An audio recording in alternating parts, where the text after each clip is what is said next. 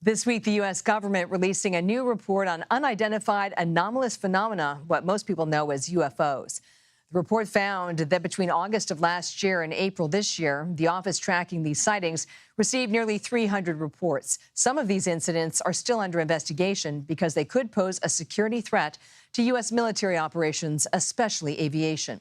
Let's bring in Chris Impey, a professor of astronomy at the University of Arizona. Chris has more than 210 publications on space and has written about past sightings. So, Chris, the report says there's no evidence that any of these objects came from outer space. Is that the final word? That's been the word for the last few years from the NASA committee, from the congressional reports to U.S. Congress. It's been consistent. Nobody's seen little green men yet. Okay, so have officials made the data available to outside experts for an independent review?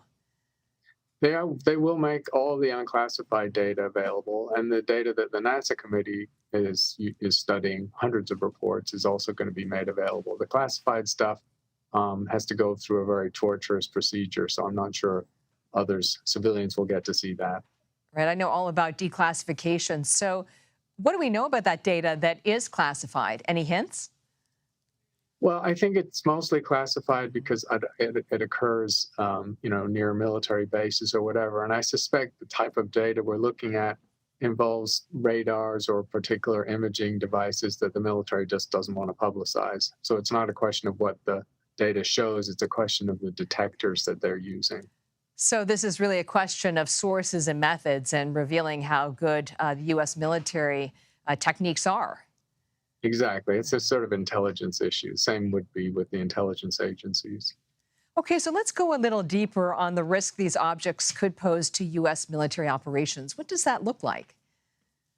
Well, the report says there were no indications of direct threat to the military pilots who saw them, or I think the commercial pilots.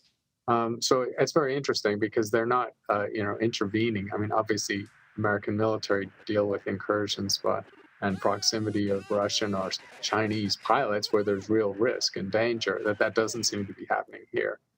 So they're at a sufficient distance that they don't declare it a direct threat. So just to bottom line it, what explains all of this? Well, some of it's in the report. The report's pretty slim, actually, only 12 pages. That is slim for a government report. Let's be real, Exactly. okay? Exactly. And only 5 pages of text.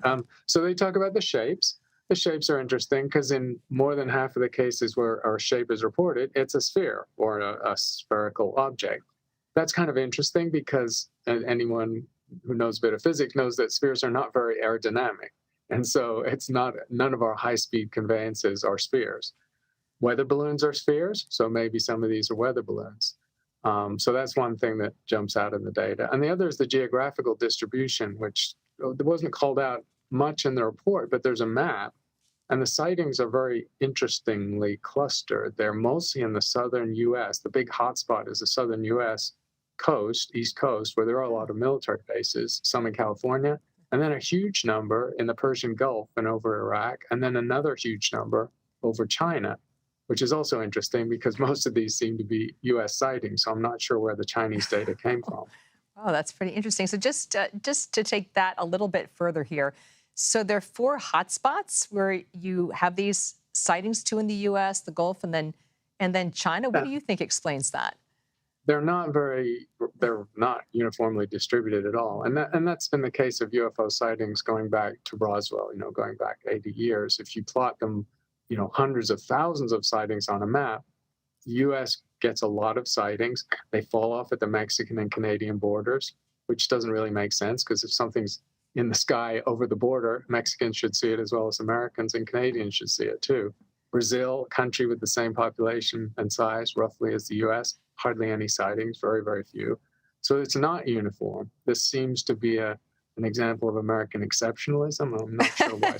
Or curiosity, right? That's Curiosity. or looking for the unexplainable, kind of trying to look for an answer there. Chris Impey, thanks for your analysis.